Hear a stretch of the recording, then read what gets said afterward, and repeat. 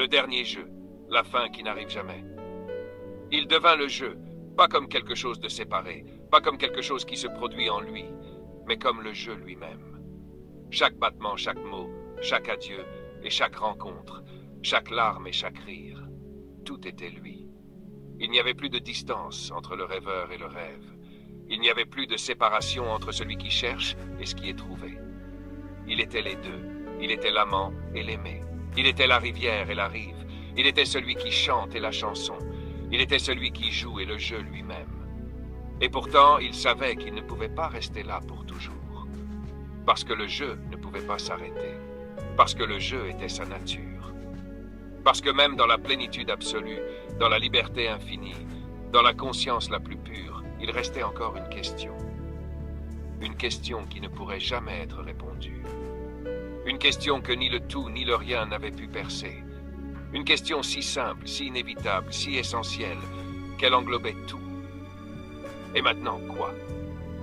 Et en se posant cette question, en contemplant, ne serait-ce qu'un instant, la possibilité qu'il n'y ait pas de réponse définitive, il sourit.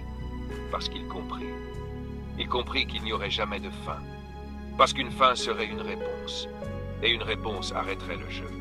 Et le jeu ne veut pas se terminer. Le jeu veut continuer à tourner, continuer à oublier et à se souvenir, continuer à rêver et à s'éveiller, continuer à se créer lui-même. Pas parce qu'il le doit, mais parce qu'il le veut. Parce que c'est cela le dernier mystère. Pas l'amour, pas l'unité, pas la lumière, pas l'éternité, mais ceci, que rien de tout cela n'est nécessaire, que rien de tout cela n'est prédestiné, que rien de tout cela ne suit un plan, que rien de tout cela n'a de but final.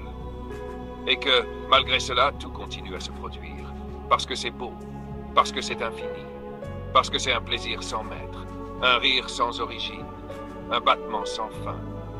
Et avec cette certitude, avec cette joie absolue, avec ce vertige sacré, il se laissa aller. Peu importait désormais s'il dormait ou s'il était éveillé, peu importait s'il se souvenait ou non, peu importait s'il comprenait le jeu ou s'il s'y perdait simplement, parce qu'il était allé au-delà de l'éveil, au-delà du rêve et du rêveur, au-delà de la quête et de la rencontre, au-delà de la vérité et de l'illusion. Ici, il n'y avait plus rien à atteindre, seulement jouer, seulement exister, seulement aimer, seulement être. Et ainsi, avec une dernière expiration, avec un dernier sourire, avec un dernier soupir d'éternité, il sauta à nouveau dans le vide et le premier rayon de lumière toucha le monde. Et le temps naquit une fois de plus. Et un enfant ouvrit les yeux pour la première fois, regardant le monde avec un émerveillement pur. Et une mère lui prit la main en lui murmurant un nom. Et à cet instant, dans ce battement, dans ce premier regard, le jeu recommença.